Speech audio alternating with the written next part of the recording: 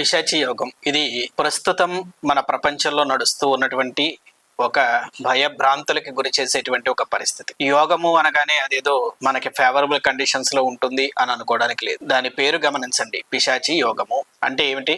అంటే పిశాచి యోగం అనగానే అదేదో పిశాచాలు భూతాలు మీద పడిపోతాయి అట్లా అది కాదు. దీని అర్థం ఏంటంటే పైశాచికత్వము అంటే ఒక రకంగా చెప్పాలి అంటే ఎదుటివారు బాగుంటే చూసి తట్టుకోలేక ఓర్చుకోలేక ఉండేటువంటి వ్యక్తుల వల్ల, లేదా ఎదుటివారిని హింసిస్తే ఆనందాన్ని పొందేటువంటి వ్యక్తుల వల్ల, లేదా కొంత పైశాచిక ప్రవృత్తి కలిగినటువంటి వ్యక్తుల వల్ల కావచ్చు, సమాజానికి లేదా కొంతమంది వ్యక్తులకి భంగం కలిగేటువంటి అవకాశము, ఆస్తి నష్టం కానీ ప్రాణ నష్టం కానీ లేదా ఏదైనా కావచ్చు.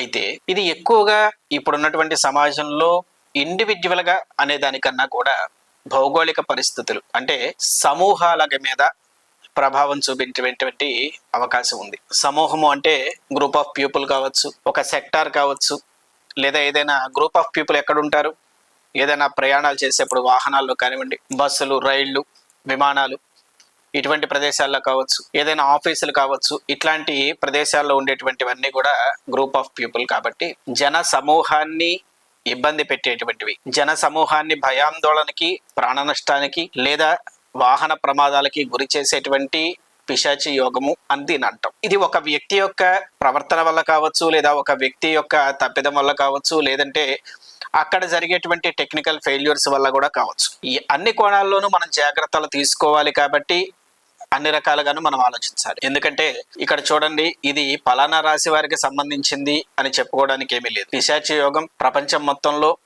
దేశాలకి మధ్య, ప్రజలకి మధ్య, సమూహాలకి మధ్య ఎక్కడైనా కూడా ఇబ్బంది పెట్టచ్చు. సహజంగా పిశాచి యోగం అంటే సమూహాల మీద ఇబ్బంది పెట్టాల్సిన అవసరం లేదు. కానీ ఇక్కడ చూడండి, శని తన సొంత నక్షత్రమైనటువంటి ఉత్తరాభాద్ర నక్షత్రంలో దిగ్బలాన్ని పొందాడు. శని ఎప్పుడు కూడా ఒక సమూహానికి సంబంధించి సూచించేటువంటి వాడు. కాబట్టి శని వల్ల మీనరాశిలో ఉన్నటువంటి శని తన స్వనక్షత్రంలో దిగ్బలాన్ని పొందడం వల్ల సమూహాలు అన్నటువంటి పదాన్ని వాడాల్సి వచ్చింది. అందుకే రీసెంట్ గా జరిగిన ఫ్లైట్ యాక్సిడెంట్స్ కావచ్చు, అవన్నీ కూడా చూస్తే మధ్యాహ్నం 1:39 జరిగింది. అంటే కన్యా లగ్నంలో జరిగినాయి. కన్యా లగ్నంలోనే ఎందుకు జరిగినాయి అంటే చూడండి, చంద్రాష్టమంచ ధరణీసుత సప్తమంచ రాహుర్ నవమంచ శని జన్మ గురుతృతీయే, ఇలా కొన్ని బాలారిష్ట యోగాలు ఉంటాయి. కేతువు వ్యయంలో ఉన్నప్పుడు దాన్ని మనం బాలారిష్టం కింద కన్సిడర్ చేస్తాము, అట్లాగే పిశాచి యోగం కింద కూడా కన్సిడర్ చేస్తాం. మరి సహజంగా మరి ఈ యోగం అనేటువంటిది ఇప్పుడు ఏ రకమైనటువంటి ప్రభావాన్ని చూపించబోతోంది,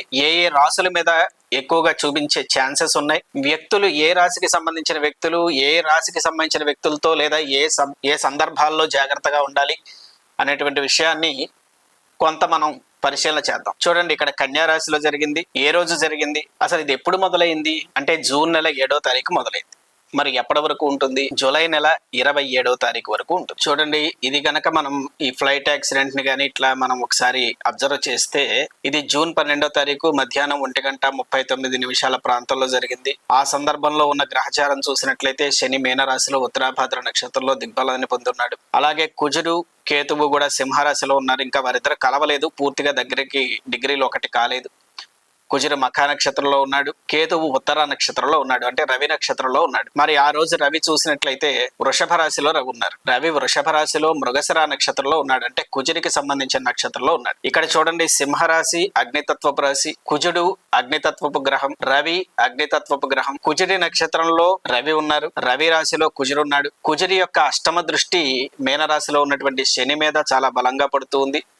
అలాగే శని యొక్క తృతీయ దృష్టి వృషభ రాశిలో ఉన్నటువంటి రవి మీద పడుతూ ఉంది. కాబట్టి ఇక్కడ ఇది జరగాలి. కానీ అది కన్యా రాశిలో ఎందుకు జరిగింది అంటే, ఇందాక మనం చెప్పుకున్నట్లుగా కన్యా రాశికి వ్యయంలో కేతువు ఉన్నాడు. కాబట్టి వ్యయంలో ఉన్నటువంటి కేతువు ఈ యోగాన్ని కల్పిస్తూ ఉన్నాడు. పైగా అగ్నితత్వపు రాశి, పైగా అగ్నితత్వపు గ్రహాలు తోడైనాయి. కాబట్టి ఆ గ్రహాలన్నీ కూడా ఒకదానితో ఒకటి, నైసర్గిక పాప గ్రహాలన్నీ కూడా పరస్పరంగా ఒకదానితో ఒకటి అనుసంధానమై ఉన్నాయి. ఒక వ్యక్తి యొక్క జీవితంలో చూడండి, ఏదైనా మరణం సంభవించాలన్నా లేకపోతే ఏదైనా ప్రమాదాలు సంభవించాలన్నా కూడా సహజంగా ఈ 6, 8, 12, 3 ఇటువంటి స్థానాలు లేదా నైసర్గిక పాపులు ఒకరితో ఒకరు అనుసంధాన్ని ఏదో ఒక రకమైన సంబంధాన్ని కలిగి ఉన్నప్పుడు వారు ఆ గ్రూప్ యాక్సిడెంట్కి కానీ లేదా ఏదైనా ప్రమాదవశాత్తు జరగడం కానీ ఇలాంటివి జరుగుతూ ఉంటాయి. కాబట్టి ఇక్కడ కన్యా రాశిలో అష్టమ స్థానంలో శని ఉన్నాడు, ఆయుష్ స్థానము. అలాగే శత్రు స్థానం 6వ స్థానంలో రాహు ఉన్నాడు, వ్యయంలో కుజకేతువులు ఉన్నారు, భాగ్య స్థానంలో రవి ఉన్నాడు. కాబట్టి ఇక్కడ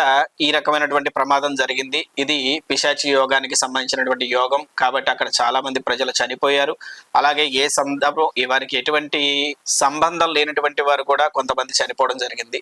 అదృష్టవశాత్తు ఒకరు ప్రాణాలతో బయటపడ్డారు. అలాగే మనం చూస్తే కనుక రవికి సంబంధించినటువంటిది, ఉదాహరణకి కన్యా రాశిలోనే ఇది పిశాచి యోగము అని చెప్పడానికి ఇంకొక కారణం ఏంటంటే, ఉత్తర నక్షత్రము మొదటి పాదం తప్పించి మిగిలిన పాదాలు కన్యా రాశిలో ఉంటాయి. టేటో పాపి అనేటువంటి 4 అక్షరాల్లో టే అనేటువంటి అక్షరం ఉత్తర నక్షత్రంలో ఉంటుంది. ఉత్తర నక్షత్రం మొదటి పాదం అది సింహరాశిలో ఉంటుంది.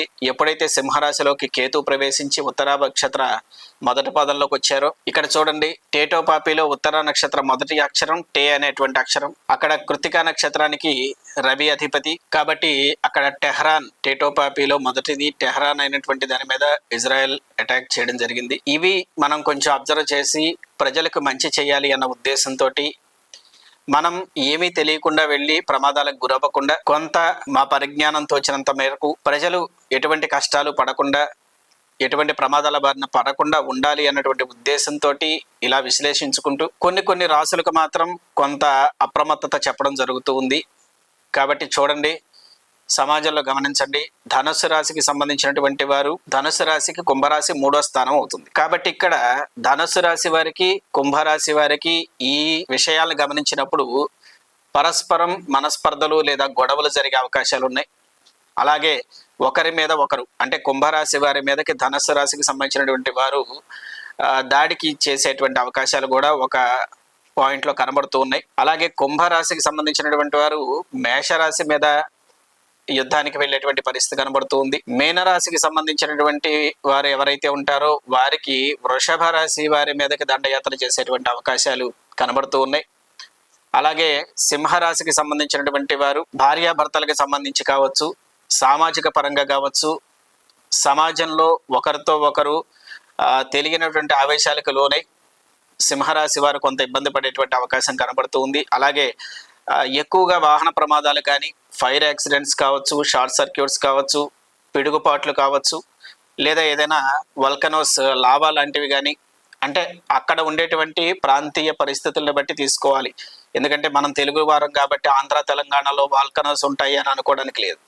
అది ఆ భౌగోళిక పరిస్థితుల్లో ఉన్నటువంటి సిచ్యువేషన్ని బట్టి అక్కడ ఉన్నటువంటి వారు ఆయా విషయాల్లో జాగ్రత్తగా ఉండాలి అని అగ్నికి సంబంధించినటువంటి విషయాలన్నింటిలో మనం ప్రస్తావన చేస్తున్నాం. కాబట్టి ఇప్పుడు ఉదాహరణకి వేరే కంట్రీస్ అనుకోండి, ఏదైనా బాంబులు కావచ్చు, ఫైరింగ్ కావచ్చు, లేదా వల్కనోస్, ఇప్పుడు ఏ యుద్ధాలు సంబంధం లేనటువంటి ప్రదేశాలు ఉన్నాయి కానీ అవి ఈ రాశికి సంబంధించినవి అనుకోండి, అక్కడ ఏదన్నా పర్వతాలకు విస్ఫోటనం జరగచ్చు.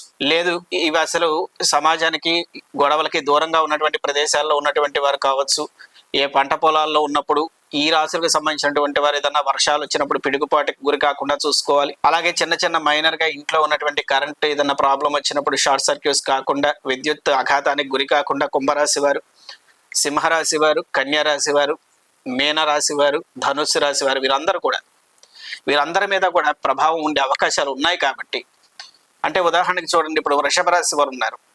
వృషభ రాశి వారికి డైరెక్ట్ అటాక్ ఉండకపోవచ్చు, ఎందుకంటే శని, రవి ఇద్దరు కూడా గవర్నమెంట్ రిలేటెడ్. కాబట్టి వృషభ రాశి వారికి ఏదైనా గవర్నమెంట్ పరమైన ఒత్తిళ్లు రావచ్చు, లేదా గతంలో చేసినటువంటి వాటికి ఇప్పుడు పనిష్మెంట్ రావచ్చు, లేదా గవర్నమెంట్కి సంబంధించినటువంటి వారు కానీ, లేదా ఏదైనా గవర్నమెంట్ల మీద కానీ తిరుగుబాట్లు రావచ్చు. అలాగే గవర్నమెంట్ ఎంప్లాయీస్ కనుక ఎవరైనా కనుక వృషభ రాశికి సంబంధించినటువంటి వారు ఉంటే గనక, మీరు మీ ప్రాంతాల్లో ఉన్నప్పుడు కొంత వ్యక్తులతో మాట్లాడేటప్పుడు కొంత ప్రశాంతంగా మాట్లాడడం మంచిది. ఎందుకంటే వ్యక్తులు ఆగ్రహానికి గురై మన మీదకి దాడి చేసే ప్రమాదం ఉండొచ్చు. కాబట్టి ఇవన్నీ గ్రహాల యొక్క కదలికల్లో, పరిస్థితుల్లో వస్తున్న మార్పులు. ఇది జూలై 27 వరకు ఈ రాశుల వారు కొంత అప్రమత్తంగా ఉండడం వల్ల అందరూ ప్రశాంతంగా ఉంటాం. కాబట్టి ఇవన్నీ పలానా చోట, పలానా ప్రదేశంలో, పలానా సమయంలో పలానా రకంగా అటాక్ అవుతుందని చెప్పేటువంటి విశ్లేషణ చేసేంత సమయము లేదు, అంత అవకాశము ఇప్పుడు పరిస్థితుల్లో లేదు. కాబట్టి మన జ్ఞానానికి అందినంత వరకు ఆయా రాశులకు సంబంధించిన వారు ఆయా విషయాల్లో మీరు పర్సనల్గా మీరు ఒకసారి కూర్చుని, మీరు ఏ రాశికి సంబంధించిన వారో ఇప్పుడు మాట్లాడుతున్నటువంటి విషయాల్లో మీ చుట్టుపక్కల ఉన్న వాతావరణం, ప్రజలతో కావచ్చు, మీ చుట్టుపక్కల ఉన్నటువంటి భౌగోళిక పరిస్థితులతో కావచ్చు, మీకు ఇటువంటి వాతావరణాలు ఉన్నాయి అన్నప్పుడు మీరు ఎక్కడ జాగ్రత్తగా ఉండాలో మీకు ఒక క్లారిటీ వస్తుంది. కాబట్టి ఈ విషయాల్లో మీరు కొంచెం అప్రమత్తంగా ఉండడం మంచిది. ఇది జూలై 27వ తారీఖు వరకు. ఇందులో పీక్ పాయింట్స్ కొన్ని ఉన్నాయి. ఎందుకంటే ఇప్పటి వరకు 2 గ్రహాలు కూడా ఒక దగ్గరకు రాలేదు ఇంకా పూర్తిగా. ఒకటి మఖా నక్షత్రంలో ఉంటే ఒక ఉత్తర నక్షత్రంలో ఉన్నారు. కానీ వీరిద్దరు ఇంకా దగ్గరకు రాబోతున్నారు. అంటే బాగా దగ్గరకు డిగ్రీస్ దగ్గరకు రాబోతున్నాయి ఈ గ్రహాలు రెండు కూడా రాసుల్లో. అది దాదాపు వచ్చే నెల 22వ తారీఖు నుంచి 27వ తారీఖు మధ్యలో కూడా పీక్ పొజిషన్ లో ఉండొచ్చు. 23, 24 తారీఖుల్లో కూడా ఇంకా అప్రమత్తంగా ఉండాలి. అయితే ఏంటంటే ఇక్కడ కొంత శని వక్రిస్తున్నాడు కాబట్టి ఆ ముందు స్థాయిలో అంటే వృషభ రాశి వారి కన్నా కూడా శని వక్రించినప్పుడు మకర రాశి, ధనుసు రాశి వారి మీద కూడా ప్రభావాలు చూపించవచ్చు. లేదా ఆల్రెడీ ఇప్పటికే ఏదైనా గొడవ ఉన్నప్పుడు రీఅటాక్స్ జరగచ్చు. కాబట్టి ఇవన్నీ కూడా వీ కెనాట్ ఇమాజిన్. కాబట్టి మనం ఆయా విషయాల్లో ఆయా వ్యక్తులు అప్రమత్తంగా ఉండడం కోసం మీకు ఒక సూచన కింద తెలియజేస్తున్నాం. కాబట్టి మీ సొంత రాశుల్లో ఎలా ఉందో ఏంటో, మీ జాతకంలో ఇండివిజువల్గా మీ జాతకంలో ఇటువంటి దోషాలు ఏవైనా ఉన్నాయా, ఎందుకంటే నైసర్గిక పాపగ్రహాలు ఏవైనా కూడా వేరే పాపగ్రహాలతోటి రిలేట్ అయి ఉన్నాయా, లేదా ఈ పాపస్థానాల్లో ఏవైనా ఇబ్బంది ఉన్నాయా, ఆ ఆస్పెక్ట్స్ ఎట్లా ఉన్నాయి, ఇవన్నీ కూడా మీకు ఇండివిజువల్గా కావాలి అంటే మీరు సంప్రదించవచ్చు. ఆన్లైన్ ద్వారా మీరు కన్సల్టేషన్ తీసుకోవచ్చు, ఆన్లైన్లో మీరు తెలుసుకోవచ్చు. అయితే ఈ రాశులకు సంబంధించినటువంటి వారు మాత్రం ఓవరాల్గా రేపు 27వ తారీఖు, జూలై 27వ తారీఖు దాటే వరకు మాత్రం ప్రయాణాలు వీలైనంత వరకు అవసరమైతే తప్ప ప్రయాణాలు తగ్గించుకోండి.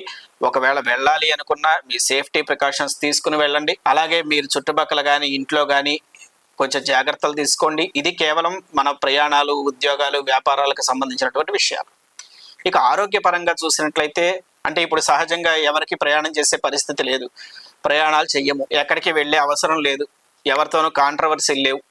కానీ ఈ ప్రభావం అనేది పోకుండా ఉండదు కదా, ఎంతో కొంత ఉంటుంది. కాబట్టి గృహంలో ఉన్న మీరు ఒక సేఫ్ జోన్లో ఉన్న మీరు తీసుకోవాల్సిన జాగ్రత్తలు ఆరోగ్యపరంగా కూడా చూసినట్లయితే ఈ ఉష్ణ సంబంధమైనటువంటి విషయాలు, అది జ్వరం కావచ్చు, లేదా ఏదైనా ఇంటెస్టైన్లో ఒక యాసిడిక్ రియాక్షన్ లాగా కావచ్చు, కుజకేతువుల సంయోగం కాబట్టి ఎక్కడైనా స్కిల్ ప్రాబ్లమ్స్ కూడా రావచ్చు, లేదు నడుస్తూ ఉండగానే ఎక్కడైనా కొంచెం అంటే ఇవన్నీ కూడా జాగ్రత్తలు తీసుకోవడం కోసమే మాట్లాడుతున్నాం. కాబట్టి ఒక జూలై 27వ తారీఖు దాటే వరకు అందరూ కూడా మంచిగా అప్రమత్తంగా ఉండగలిగితే హ్యాపీగా నెక్స్ట్ మంత్ 2025 జూలై 27 తర్వాత హ్యాపీగా మళ్ళీ ఎవరి పనులు వాళ్ళు చేసుకోవచ్చు. ఎందుకంటే ప్రాణం చాలా విలువైనది.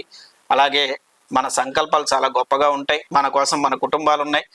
కాబట్టి అందరం కూడా జాగ్రత్తగా ఉండడం వల్ల సమాజానికి, కుటుంబాలకి, అందరికీ కూడా మంచి జరుగుతుంది. ఇది పిశాచి యోగం యొక్క ప్రభావాలు ఉండేటువంటి పరిస్థితి. ఈ కోణాల్లో ఇప్పటి వరకు వచ్చినటువంటి పరిస్థితులు, ఈ అబ్జర్వేషన్స్, ఈ క్యాలిక్యులేషన్స్ ద్వారా ఒక ఊహగా చెప్పడం జరుగుతూ ఉంది. కాబట్టి ముందు చెప్పుంటే జాగ్రత్త పడతారు అన్న ఉద్దేశంతో ఒక అవగాహన ఇవ్వడం కోసం చెబుతూ ఉన్నాము.